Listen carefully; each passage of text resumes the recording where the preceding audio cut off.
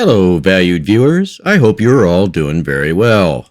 A special shout out to my Super Thanks contributor at James Rivet, and because he contributed more than $20, he chose to do a video, which is the Lner Flying Scotsman Class A3.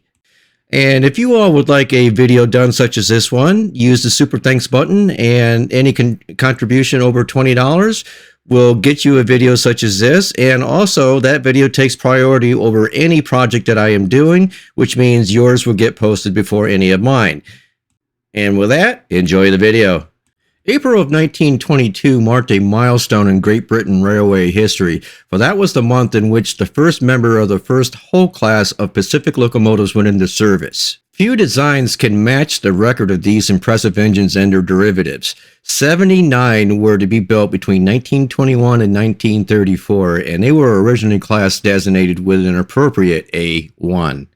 The Great Northern Railway's 462s were the work of a man called Nigel Greasley, and he later became known as Sir Nigel Greasley, who became locomotive superintendent of the GNR in 1911. Greasley was very much what you would now be called a systems engineer, but this one means that he was more of a master of concepts than of that of detail. And when you break them down, you really can't find fault in these designs because Greasley recognized that simplicity was the steam locomotive's greatest asset. And this is something that American design engineers were guilty of, especially with the duplex and triplex type locomotives and whatnot, because the locomotive engineers and crew often found them way overly complicated to operate. And at the same time, Greasley realized that the importance of having perfect balance of the reciprocating forces, which is something that also kind of plagued the 210-4 Texases in a lot of instances, for example. The minimum number of cylinders to achieve this was 3, and this meant that there was one cylinder and one set of motion between the frames. Greasley adopted a derived valve gear, which meant that there was no more mechanism to crowd out the limited space available there. Greasley was also an artist, and all of his locomotives were always aesthetically pleasing. And in contrast to that, they were beset by bad details, a stiff all-or-nothing throttle combined with the absence of any compensating levers between the rear pony truck and the driving wheels, and that made them extremely liable to slipping their wheels at starting. Rails needed changing because of the wheel burn every few weeks at places where Greasley's 462s habitually started heavy trains from rest. And also, a tendency for the large ends of inside connecting rods to run hot seemed quite endemic, yet those of other companies never gave more than occasional trouble. There was also such unforgivable things as lubricating pipes which, if they broke, could only be replaced by lifting the boiler off the frames. Another problem was drifting steam obscuring the view of signals. More to the good, Greasley has always been given the credit for certain changes to the Pacific's valve gears starting in 1926, and these greatly improved their coal consumption at small cost. It has only recently come to light that Greasley did all this in the teeth of strong opposition. And a bit later, after borrowing the GWR's 460 Castle wall-shirt valve design and motions, Greasley and Company discovered that the motion on this type of locomotive could save his Pacific locomotives up to 20% in coal consumption. After a brief period of disbelief, Greasley took a ride on the Centenary, which was the first of his Pacifics to be modified with these new wall-shirt valve gears. After the ride, Greasley was very convinced of the design, and he issued instructions for all of his Pacifics to be altered as they went through shops. The savings in coal accounted to around 1.5 tons on a run from King's Cross to Newcastle, and in fact enables runs of this length to be worked out without engine change.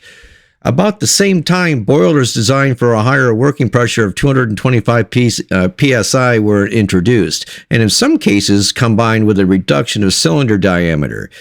Engine weight rose by some 6 tons and the axle load by 2 tons. Locomotives fitted with these boilers were designated as Class A3 and therefore the birth of the Flying Scotsman. And these A3 locomotives went on to make a world record 392 3/4 miles trip from London to Edinburgh during each peacetime summer beginning in 1928. So folks, that's 393 miles non-stop by a steam locomotive. That's quite phenomenal. And in 1935, the number 2750 Papyrus made a high-speed run from London to Newcastle preparatory to the introduction of the Silver Jubilee Express with a 240-minute schedule And these 268 miles were run off in an amazing net time of 230 minutes, and that's an average of 69.9 miles per hour. Coming back, 108 miles an hour was touched at Essendine north of Peterborough, a speed believed to be still a world record for an unstreamlined steam locomotive. World War II brought 24 coach trains to the East Coast Main Line in the A3 as well as the few remaining A1s. Performance on these and on freight trains were a vindication to their brilliance as a concept, although lower standards of maintenance emphasized their detail weaknesses. The A3 class remained in service through 1962, and the last was withdrawn from mainline service in December of 1965, and that was the Salmon Trout. And happily for everyone, a certain Alan Pegler purchased the most famous locomotive in his class of all, and maybe even the world, the immortal Flying Scotsman. So the number 4472 Flying Scotsman became one of the most recognizable steam locomotive in world history because it was the flagship locomotive of the Lner. And it represented the company twice at the British Empire exhibition and, in 1928, hauled the inaugural non-stop Flying Scotsman service, where it then set 2 world records for steam traction, becoming the first locomotive to reach the officially authenticated speed of 100 miles per hour on November 30th of 1934, and setting the longest nonstop run of 422 miles on August 8th of 1989, and this was while it was in Australia. The famous Flying Scotsman also made a North American tour between the years of 1969 to 1973. And this trip proved to be a disaster for Alan Pegler. He had arranged this trip and tour of the locomotive thinking it would be a cash cow, but it rather turned out to be just the opposite. The tour in the first year broke even, but the second lost money. To try to balance the books, Pegler arranged for the train to travel to San Francisco. Trading was good, but sponsorship never materialized. Alan Pegler was forced into bankruptcy, and the Scotsman was stranded in the United States until William McAlpine heard about the situation and promptly put together a rescue plan, and this rescue plan resulted in the Flying Scotsman being returned to the UK in 1973. So during that break-even year of 1969, the Scotsman went from Boston to Houston. Now, in 1970, it was supposed to have the Flying Scotsman train leave from Slayton, Texas in April to Green Bay, Wisconsin, by the way of New Mexico, LA, Portland, Vancouver, and across Canada.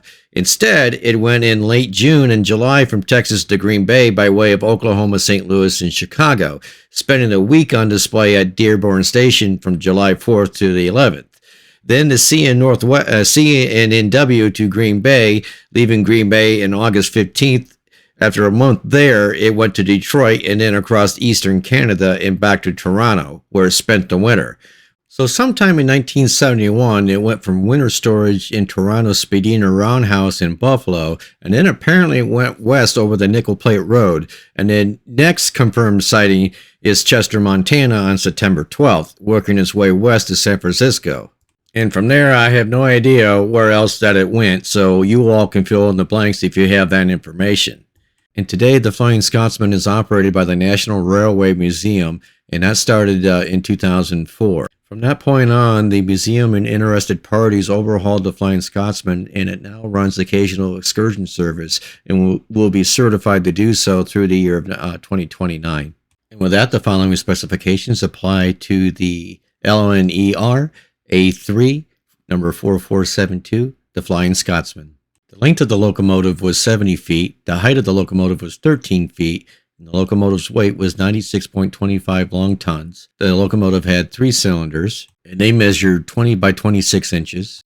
The axle load was 20.5 tons. The driving wheels were 80 inches. The heating surface was 2,930 square feet. The superheater was 525 square feet. The steam pressure was 180 pounds per square inch. The grade area was 41.25 square feet. The fuel type it carried was coal, and the maximum carried was 1,800 pounds. The water was 5,000 U.S. gallons. The adhesive weight was 34.5 pounds. And the tractive effort as modified was 32,910 pounds. And the locomotive was withdrawn from service on January 15, 1963. And with that, I'll wrap up the video. I thank you for watching the video. If you enjoyed the content today, please please leave a like. And also, if you've not subscribed, please do so, as both features help the channel grow immensely. And if you do not wish to do a Super Thanks but want to contribute another way, you can visit our print shop at Nickel Plate Limited on Etsy.com. And we thank you once again.